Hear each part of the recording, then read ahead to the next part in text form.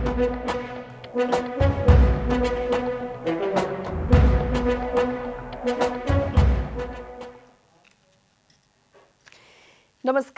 म प्रतिमा चौधरी। साँझ 6 बजेको प्रदेश समाचारमा स्वागत छ। सबैभन्दा पहिले प्रमुख प्रदेश समाचार।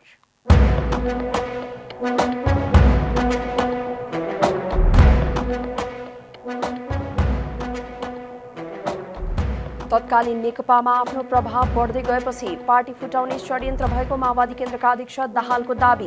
माओवादीले झण्डै पार्टी कब्जा गरिसकेको जिकिर।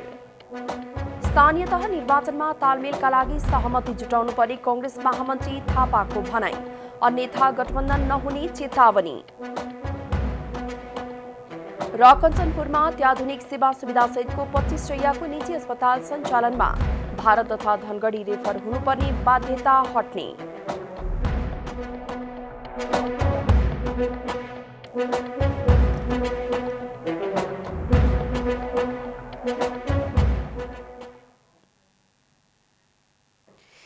अब पूरा समाचार।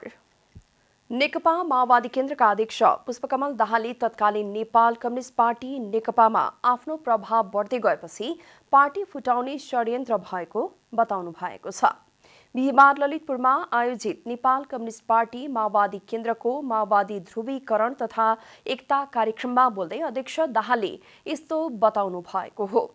वहाँले तत्कालीन नेकपामा रहेका पूर्व एमालेका 80% नेताहरूले माओवादी जनआन्दोलनको ऐतिहासिकता स्वीकार्न थालेपछि पार्टीमा विद्रोह सुरु भएको बताउनुभयो।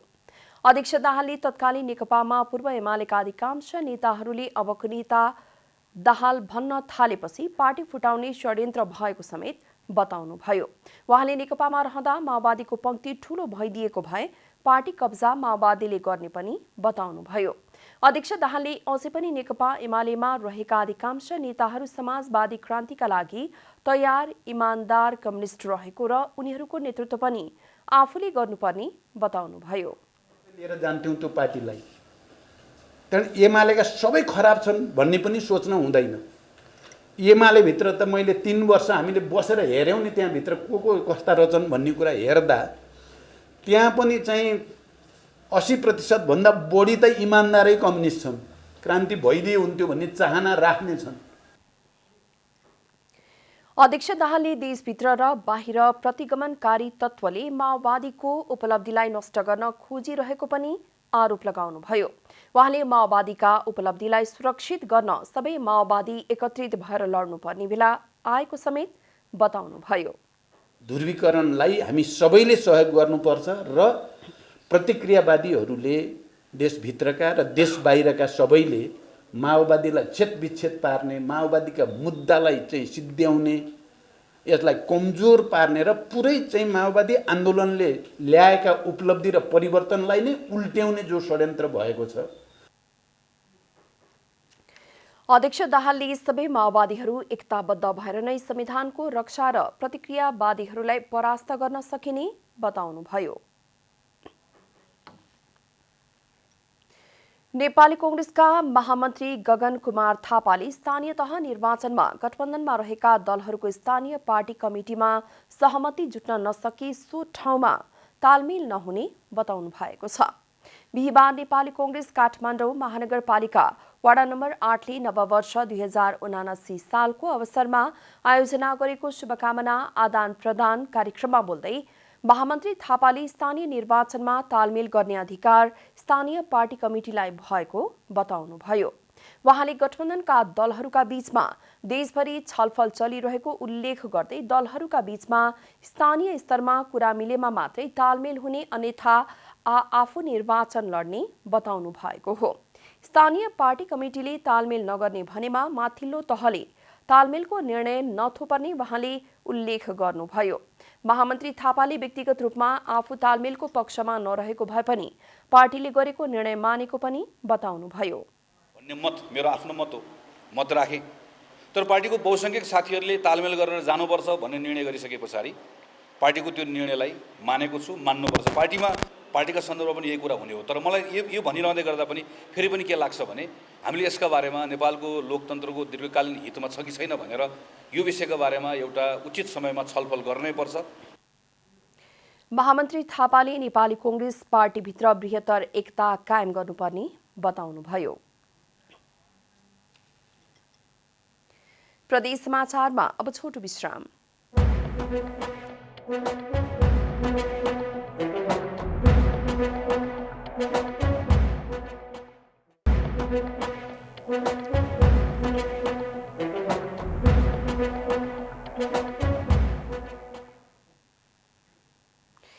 प्रदेश समाचारमा अब थप समाचार।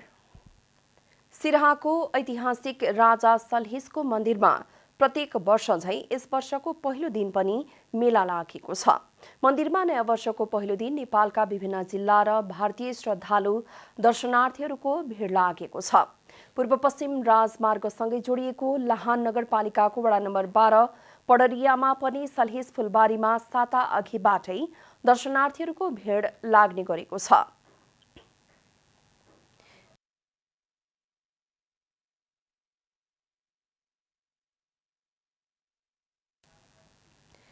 आज बिहानैबाट सिराहा, सप्तरी, धनुषा, उदयपुर लगायतका दर्शनार्थीहरूको भिड लागेको छ। दलित जातिमध्ये एक मात्र राजा भएका सलहेशको इतिहास झल्कने सिराहाका विभिन्न ऐतिहासिक स्थलहरूमा परापूर्व कालदेखि नै राजा सलहेशको सम्झनामा पूजा गर्न भक्तजनहरू आउने गरेको स्थानीय वृद्धहरूको भनाइ छ।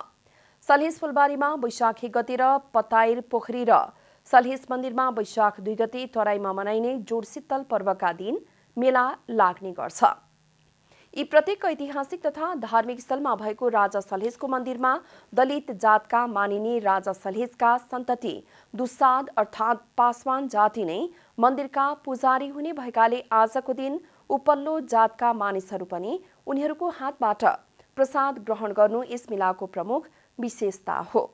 बगैँचामा रहेको सालको रुखमा प्रत्येक वर्ष वैशाख 1 गते नै माला जस्तै फूल फुल्ने गर्छ।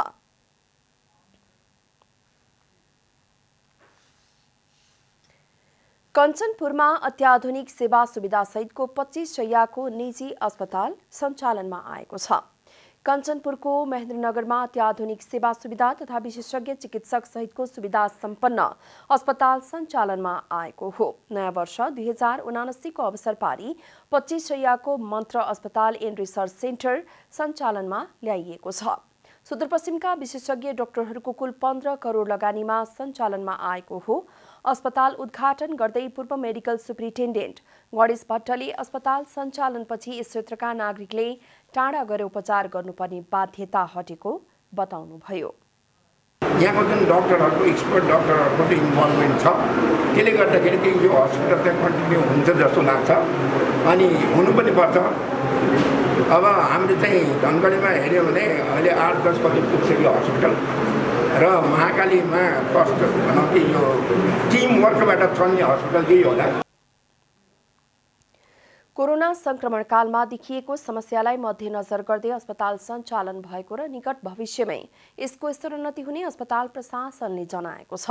अस्पतालमा विभिन्न विशेषज्ञ सेवाहरू सञ्चालन भएको हुँदा अब कञ्चनपुरका नागरिकहरूले भारत तथा धनगढी रेफर हुनुपर्ने बाध्यताको अन्त्य हुने भएको छ।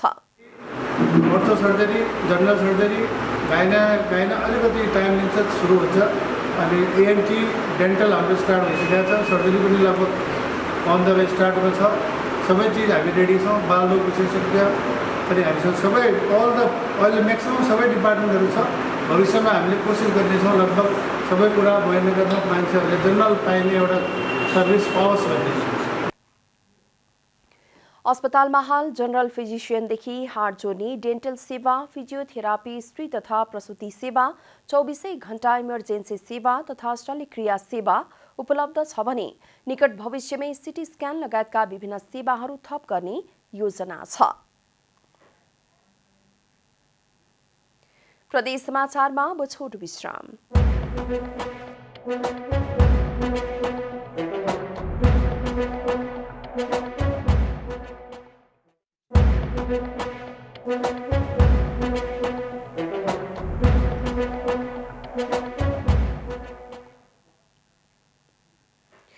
प्रदेश समाचारमा अब थप समाचार। पश्चिम नवलपरासीको सदरमुकाम परासीमा पहिलो सुविधा सम्पन्न होटेल सञ्चालनमा आएको छ। अत्याधुनिक सुविधासहितको होटेल सिद्धार्थ पार्क रेजेन्सी आजबाट सञ्चालन भएको हो। पश्चिम नवलपरासीको राजमार्ग क्षेत्रमा विभिन्न होटेलहरू भए तापनि सदरमुकाममा भने सुविधा सम्पन्न होटेल थिएन। राम्रो होटेल नभएका कारणले आन्तरिक तथा बाह्य पर्यटकहरूलाई राजमार्ग तथा भैरहवा र बुटवल बस्नुपर्ने बाध्यता थियो। एकदमै आउँदाखेरि दुःख कष्टहरू सबैलाई भोग्न परिरहेको थियो। त्यसले गर्दा मेरो मनमा यो कुरा जिज्ञासा उठिरहेको थियो पहिलेदेखि। कोही आट्न नसकेर म अब यो अर्कै बिजनेस, मेरो बिजनेस पहिला अर्कै थियो, यो बिजनेसमा पर्यटन व्यवसायमा लाग्नु पर्यो भनेर मेरो मनबाट एकदमै भइरहेको थियो। अनि म आज लागेको छु। मलाई आशा छ कि सबैको साथ, परासीवासीको साथ र यहाँ हाम्रो पत्रकार साथीभाइ व्यापारी सबैको साथ पाएर म एकदम खुसी हुन्छु। होटेलको ग्रान्ड ओपनिङ दशैंसम्म गरिने भए तापनि होटेललाई आजबाट सञ्चालनमा ल्याइएको हो। ग्रान्ड ओपनिङसम्म सबै काम सम्पन्न गर्दा 20 करोडसम्म लागत खर्च लाग्ने अनुमान गरिएको होटेल सञ्चालक गिरीले बताउनुभयो। कपिलवस्तु लगायत देशभरका सामुदायिक र साझेदारी वनका काठ दाउरा विगत 2 वर्षदेखि बिक्री वितरणमा रोक लाग्दा मासिक 1 अर्ब बराबरको नोक्सानी भएको छ। वनविज्ञ विजय सुवेदीका अनुसार विगत 2 वर्षमा राज्यले 24 अर्ब बराबरको नोक्सानी बेहोरेको छ भने यस अवधिमा अल्मुनियम बाहेक 30 अर्ब बराबरको विदेशी काठ आयात गरेको छ। सरकारले विगत 2 वर्षदेखि कैलाली कञ्चनपुरका जिल्लामा वन फडानी भएको बताउँदै लामो समय वैज्ञानिक वन कार्यक्रम रोकिँदा वनको अन्यल मात्र होइन, स्थानीयले सहज रूपमा काठ दाउरा पाउनुको अतिरिक्त सयौंको रोजगारी समेत गुमेको छ। कपिलवस्तुको तिलौराकोट साझेदारी वनबाट 2068 सालमा सुरु भएको वैज्ञानिक वन व्यवस्थापन कार्यक्रम देशैभर अलपत्र परेको छ।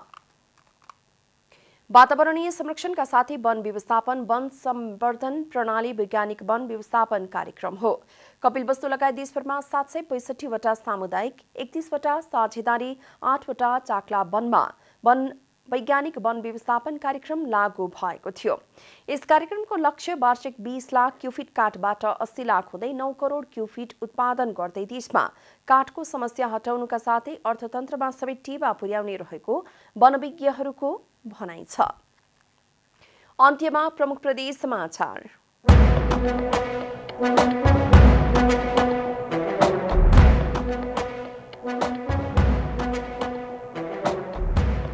तत्कालीन नेकपामा आफ्नो प्रभाव बढ्दै गएपछि पार्टी फुटाउने षड्यन्त्र भएको माओवादी केन्द्रका अध्यक्ष दाहालको दाबी। माओवादीले झण्डै पार्टी कब्जा गरिसकेको जिकिर। स्थानीय तह निर्वाचनमा तालमेलका लागि सहमति जुटाउनु पर्ने कांग्रेस महामन्त्री थापाको भनाई, अन्यथा गठबन्धन नहुने चेतावनी। र कञ्चनपुरमा अत्याधुनिक सेवा सुविधा सहितको 25 शैय्याको निजी अस्पताल सञ्चालनमा भारत तथा धनगढी रेफर हुनुपर्ने बाध्यता हट्ने।